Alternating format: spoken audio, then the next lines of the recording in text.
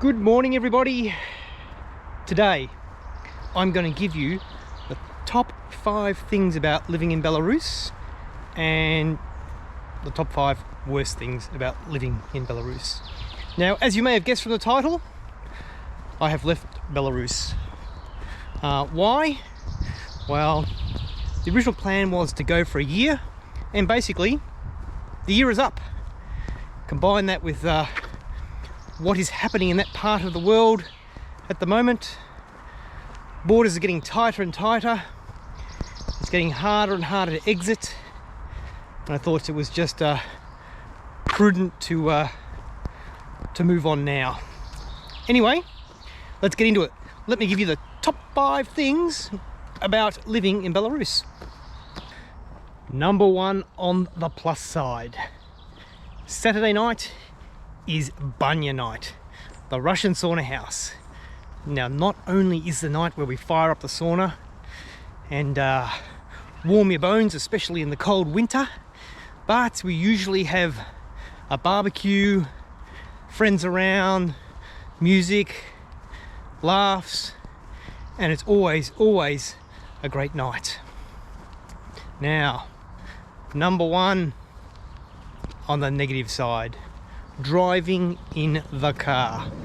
Now, if you're watching this on YouTube, chances are you've seen the Russian car crash videos.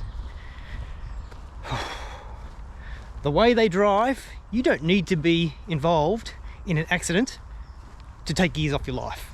Simply being a passenger in a car is terrifying enough to reduce your life expectancy, I reckon.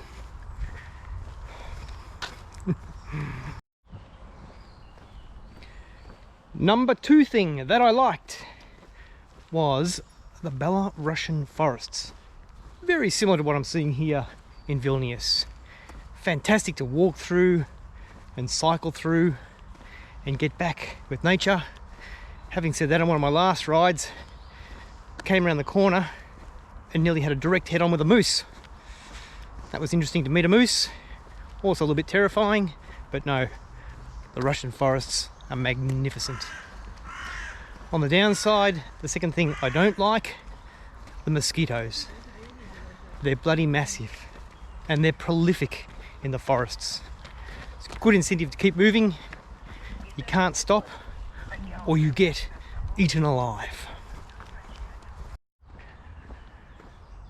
Number 3, the third thing I really enjoyed about living in Belarus was pretty much every weekday at least, we would go to the cafe for lunch and have some really delicious food. And the cost of the food is minuscule. I was buying both of us lunch and we'd have a soup and a main and a drink each, and usually it would come to about 10 Australian dollars, so very cheap.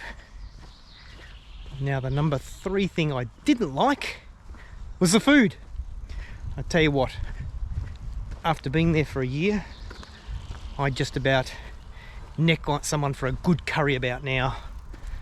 But hopefully we can solve that problem shortly. The number 4 thing that I really liked was the people. Now, having said that, Marina brought me into her close group of friends and they involved me in everything they did. And they were fantastic. To their parties, to their interactions, to anything that was happening. They'd go out of their way to make sure I was all right and understood what was happening and had everything I needed, and that was just great. Number 4 thing that was not so great was the broader community. There's no real strong sense of the broader community. People don't show enough consideration for strangers, just things like holding a door when they're driving. Just in day-to-day life, it's not like it is at home. And number 5, last but certainly not least, is summer. The days are super long. Even when the sun goes down, you've still got twilight, so there's only about 3 hours of darkness, so you can get out and do anything at almost any time. And the temperatures are not that hot, you know, you sort of get around that 30 degrees mark, So it's great to go down to the local lake for swimming. The lakes are quite shallow, so they tend to get quite warm quite quickly, which sort of does my mind in a little bit when you consider they were frozen over just a couple of months before that. And number 5 thing that was not so great. It's probably going to come as no big surprise. That is winter. Now, it wasn't the cold that was the problem. I had all the right clothes, so that was not really a big deal. The problem is in winter, it's always dark. The sun doesn't really come up till about 10 AM, and even then it only just cracks the horizon, and the days are mostly cloudy, and then it's dark again by 4 PM. I found that probably the hardest thing of the whole trip to take was not the cold, was just the oppressive darkness. That was quite depressing. I don't think I want to experience another Russian winter, that's for sure. But I can tick it off the bucket list. It's been done.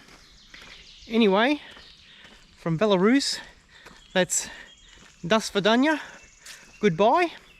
But we're into Europe now, and there should be lots of videos to come. So, see you in the next video. Cheers.